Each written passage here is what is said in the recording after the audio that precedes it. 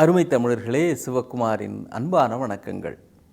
நம்முடைய அரசு பள்ளிகளில் நல்ல தரமான திரைப்படங்களையும் அவ்வப்பொழுது பிள்ளைகளுக்கு போட்டு காட்டுகிறார்கள். அதில் அண்மையில் இயக்குனர் மணிகண்டனுடைய இந்த காக்கா முட்டை திரைப்படம் இருக்குதே, அதை போட்டி காட்டணும் அப்படின்னு ஒரு தகவல் அறிவிப்பு செய்திருக்கிறார்கள். அதை பிள்ளைங்களுக்கு போட்டு காட்டுவாங்க பள்ளிக்கூடத்தில்.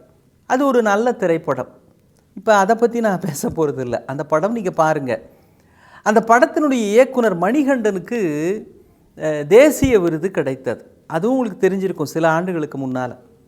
அவர் வீட்டுக்கு ஒரு திருடவத்தன் வந்து வீட்டில் இருக்கிறது எல்லாத்தையும் அவர் ஊருக்கு சொந்த ஊருக்கு போயிருக்கிறப்போ இங்கே திருடிட்டு போயிட்டான். போனவன் அவருடைய அந்த தேசிய விருது மெடலையும் கிளப்பிட்டு போயிட்டான்.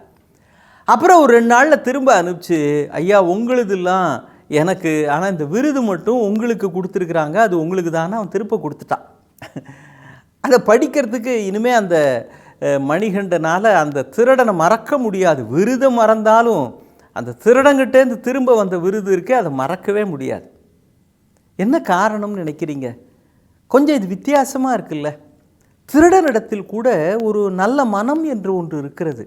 எப்பா அவர் அரும்பாடுபட்டு அவர் பெற்ற அந்த விருதுக்கு அரசாங்கம் ஒரு மரியாதை செஞ்சுருக்கு, அதையும் நம்ம அல்பத்தனமாக திருடிட்டு வரலாமான்னு அவன் மனதுக்குள்ளே ஒரு மனசாட்சி உறுத்தி இருக்கிறது. அப்போ ஒவ்வொருவருக்குள்ளேயும் ஏதோ ஒரு அருமையான இனிமையான வணங்கத்தகுந்த பகுதி அப்படின்னு ஒன்று இருக்குது இல்லையா? நீங்கள் இப்படி நினச்சி பாருங்களேன். நமக்கு உடனடியாக நம்முடைய மனதிலே மரியாதையோடு நாம் நினைத்து பார்க்கிற 3 பேர் அப்படின்னா யாருடைய பேர் ஞாபகம் வரும்? கடந்த 5 ஆண்டுகளில் உலக அழகிகளாக தேர்ந்தெடுக்கப்பட்டவர்கள் யார் அப்படின்னா உங்களால் சொல்ல முடியுமா? அந்த டைமில் பிரமிப்போடு நிறைய பேர் பார்த்துருப்பாங்க. உலக அழகியாம்ப்பா, இங்கே பார்ப்பா, என்ன அழகுப்பா அப்படின்னு ஃபோட்டோவை பார்க்குறப்ப ஆச்சரியமாக பார்த்துருக்கலாம். அதே மாதிரி உலகத்தின் பெரும் பணக்காரர்கள் ஒரு 2 பேரை சொல்லுங்க அப்படின்னா எல்லாருக்குமே டக்குன்னு பேர் ஞாபகம் வராது. அவ்வளவையே நம்ம இந்திய ஜனாதிபதிகள் வரிசையாக இதுக்கு முந்தி இருந்த ஒரு 5 குடியரசுத் தலைவர்கள் பேர் சொல்லு, பல கல்லூரி மாணவர்களுக்கே சொல்ல வராது. 5 திருக்குறள் சொல்கிறான்னாலே அவன் சொல்ல முடியாது, அவன் சாய்ஸில் விட்டுறான். அவன் அவ்வளோ தெளிவாக இருக்கிறான். ஆனால் உங்கள் மனதிலே இடம் பிடித்த 3 பேர், உங்களுக்கு பள்ளிக்கூடத்தில் பாடம் சொல்லி கொடுத்த ஆசிரியர் பேர் சொல்லுங்க அப்படின்னா உடனடியாக சொல்லுவோம். குறைஞ்சபட்சம் அவங்க பேர் அப்போ தெரிலனா கூட அவர்கள் நம் மனதிலே இருப்பார்கள். அதே மாதிரி சார், நீங்கள் ரொம்ப கஷ்டப்பட்ட நேரத்தில் உங்களுக்கு உடனடியாக கை கொடுத்த ஒரு நண்பன் பெயர், அந்த சம்பவத்தில் உங்களுக்கு உதவி செஞ்சவர் பேர் சொல்லுங்க அப்படின்னா உடனே நினைவுக்கு வரும். அப்போ இது எதை காட்டுகிறது?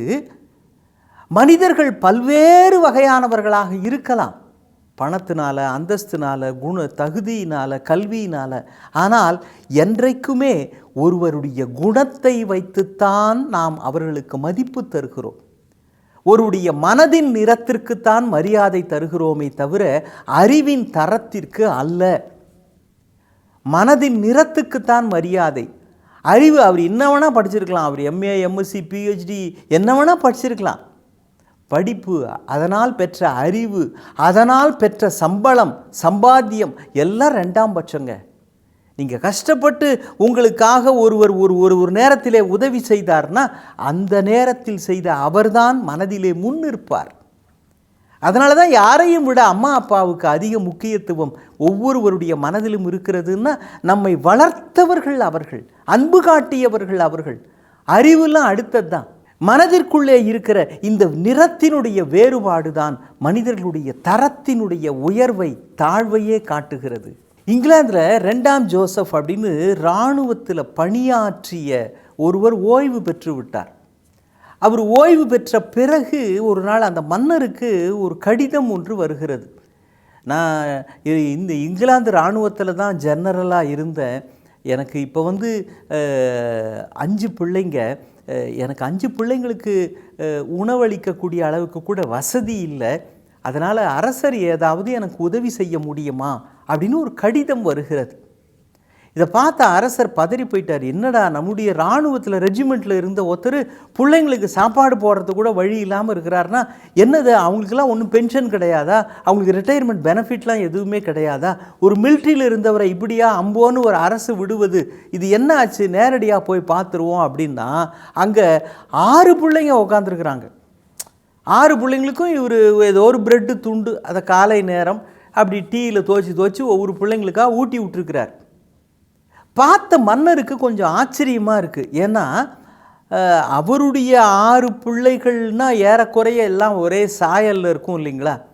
இதில் ஒன்று கருப்பாக இருக்குது, ஒன்று சிவப்பாக இருக்குது, ஒன்று மாநிறமாக இருக்குது, ஒன்று செம்பட்டை முடி, ஒன்று கருப்பு முடி, வயசு வித்தியாசம் வேறு விதமாக இருக்குது. இந்த மன்னர் கேட்டார், இது எப்படி நேரடியாக 6 பேரும் உங்கள் பிள்ளைங்களான்னு கேட்டால் அநாகரிகம் இல்லையா. அவர் கேட்டார், எனக்கு நீங்கள் கடிதம் எழுதினப்போ 5 பிள்ளைங்கன்னு தான் அதில் எழுதியிருந்தீங்க, இப்போ என்னையா 6 இருக்குது, உனக்கு எத்தனை பிள்ளைங்கன்னு உனக்கே சரியாக தெரியலையா அப்படின்னார். இந்த டவுட்டு நம்ம ஆளுக்கே நிறைய பேர் இந்த சென்சஸ் எடுக்க போகிறப்பெல்லாம் உங்கள் 2வது பையன் என்ன படிக்கிறான்னு கேளுங்க, நம்ம ஆளுக்கு தெரியாது, அவன் 3ஆவதோ 4ஆவதோ அப்படிம்பாங்க. அந்த அம்மா தான் கரெக்டாக சொல்லுவாங்க, யோ அவன் 6ஆம் கிளாஸ் படிக்கிறான்யா, பெத்த புள்ள என்ன படிக்குதுன்னு கூட உனக்கு தெரியல அப்படின்னு அந்த அம்மா ஒரு இடிக்கும். அது மாதிரி இந்த மன்னர் பார்த்துட்டு கேட்குறா, எனக்கு கடிதத்தில் 5ன்னு எழுந்தேன், இங்கே 6 இருக்குதேன்னு. அந்த இராணுவ ஜென்ரல் சொன்னார், அது ஒன்றும் இல்லை அரசே, முந்தா நேத்தி காலையில் கதவு திறந்தேன், அப்போ வாசலில் இந்த புள்ள இருந்தது, யாரோ விட்டுட்டு போயிட்டாங்க, பொதுவாக இந்த மாதிரி பிள்ளைங்கள்லாம் இந்த பகுதியில் இவன் தான் எடுத்து வளர்ப்பான் அப்படின்னு தெரிஞ்சதோ என்னவோ தெரியல, அதை என் வீட்டு வாசலில் போட்டாங்க, சரி இதுவும் இருந்துட்டு போட்டமேன்னு நான் தான் இதை வளர்த்துக்கிட்டு இருக்கிறேன் அப்படின்னார். அந்த மன்னர் அப்படியே ஆடி போயிட்டார். யோ அப்போ இந்த 6 பிள்ளைங்களுமே உன்னுடைய பிள்ளை கிடையாதான்னு. நம்ம வளர்த்தா நம்ம பிள்ளை, நம்ம கவனிக்காமல் விட்டாது நம்ம பிள்ளை இல்லை, அவ்வளவு தானே, ஏதோ நீ உதவி செய்வீங்கன்னு உங்களை கேட்டேன் அப்படின்னு அவர் பதிலுக்கு சொன்ன பிறகு அந்த அரசர் அந்த 6 பிள்ளைகளுடைய எதிர்கால கல்வி செலவு, மருத்துவ செலவு, பராமரிப்பு அனைத்தையும் அரசரே ஏற்றுக்கொண்டார் என்று வரலாற்றில் பார்க்கிறோம். இப்போ பாருங்கள், அந்த 6 பேர் யாரென்று தெரியாமல் இருக்கலாம், ஆனால் அவர்களை தன் பிள்ளைகள் என்று நினைத்த அந்த இராணுவ அதிகாரியை அந்த மன்னர் ஒரு நாளும் மறக்க முடியாது. அவர் மிகப்பெரிய தகுதியில் இருந்திருக்கலாம், போரில் அவர் வெற்றி பெற்று கூட தந்திருக்கலாம், அதற்கெல்லாம் தராத மரியாதையை ஒரு நாள் ஒரு காலை வேளையில் அவரிடம் இருந்து வந்த ஒரு கடிதம் அவருடைய மனதின் நிறத்தை காட்டுகிறது என்றால் மறந்து விடாதீர்கள். 1000 அறிவு கூர்மை ஒருவனிடத்தில் இருந்தாலும் கூட மனதினுடைய மேன்மையும் குணங்களின் உயர்வும் தான் ஒருவனை மனிதன் என்று நிரூபிக்கிறது. நாம் அப்படி எவ்வளவு முறை பிறருக்கு நம்மை நிரூபித்திருக்கிறோம், கொஞ்சம் யோசிக்கலாமா? மீண்டும் சந்திப்போம். வணக்கம்.